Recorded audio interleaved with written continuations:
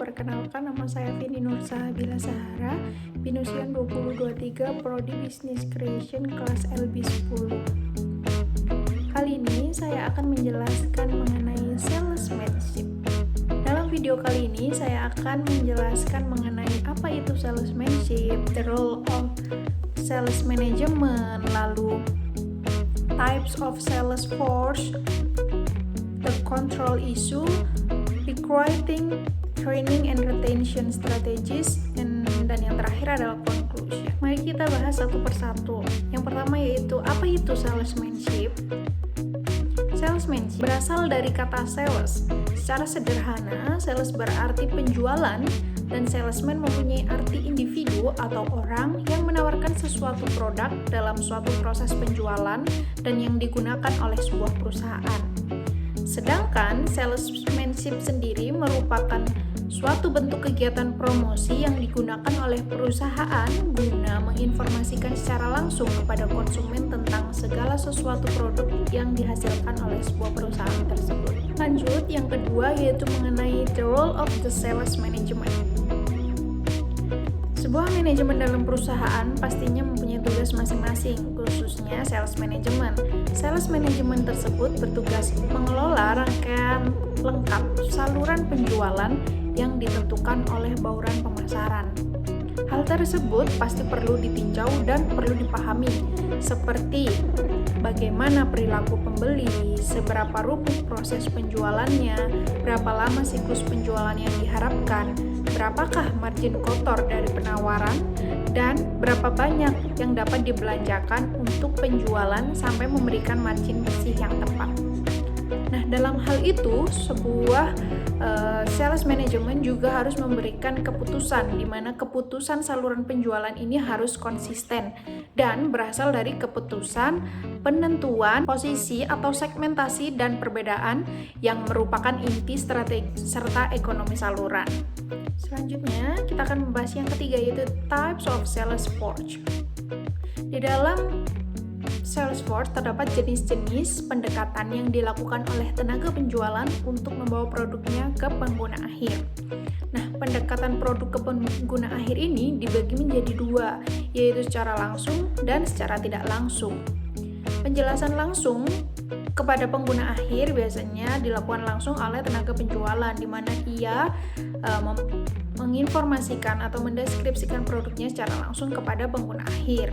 Sedangkan penjelasan tidak langsung terbagi menjadi tiga. Yang pertama yaitu reseller, distributor, dan pengecer. Yang kedua pengecer nilai tambah, dan yang ketiga agen, pialang, dan perwakilan. Di mana reseller, distributor, dan pengecer ini pada umumnya adalah orang atau perusahaan yang melakukan kegiatan bisnis dengan membeli produk langsung dari produsen dan menjualnya kembali kepada retail atau toko, dan tentu juga bisa menjualnya langsung kepada user atau pengguna akhir.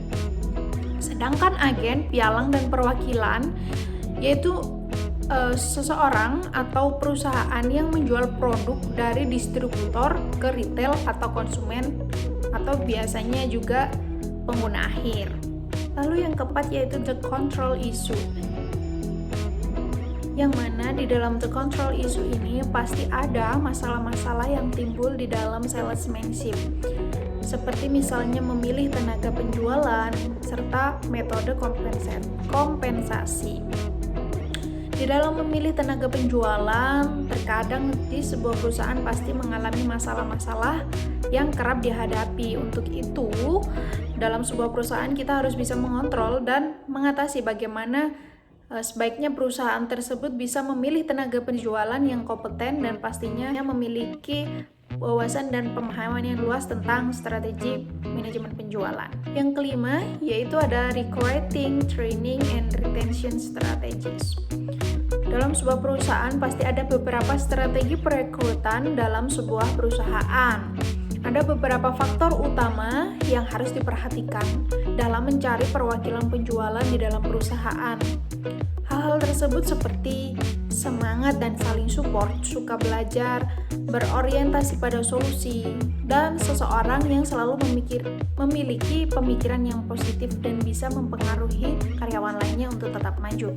Jadi, ketika sebuah perusahaan akan merekrut sebuah karyawan, maka mereka harus benar-benar memperhatikan kualifikasi dari setiap calon karyawan tersebut, sehingga nantinya akan menjadi tenaga penjualan yang hebat. Nah, setelah proses perekrutan telah selesai dilaksanakan dan berjalan dengan baik, ada kalanya sebuah perusahaan memberikan sebuah training kepada tenaga penjualan tersebut yang sudah direkrut sebelumnya.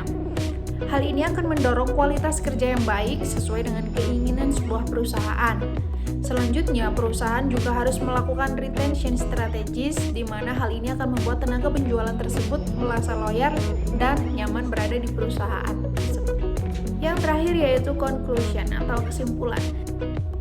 Kesimpulan yang bisa didapat dari materi salesmanship kali ini yaitu salesmanship adalah bagian penting untuk memulai dan mengembangkan sebuah bisnis. Dan salesmanship sendiri sangat berhubungan dengan arus kas perusahaan. Itu saja yang bisa saya sampaikan. Terima kasih. Mohon maaf bila ada salah kata atau perbuatan. Assalamualaikum warahmatullahi wabarakatuh.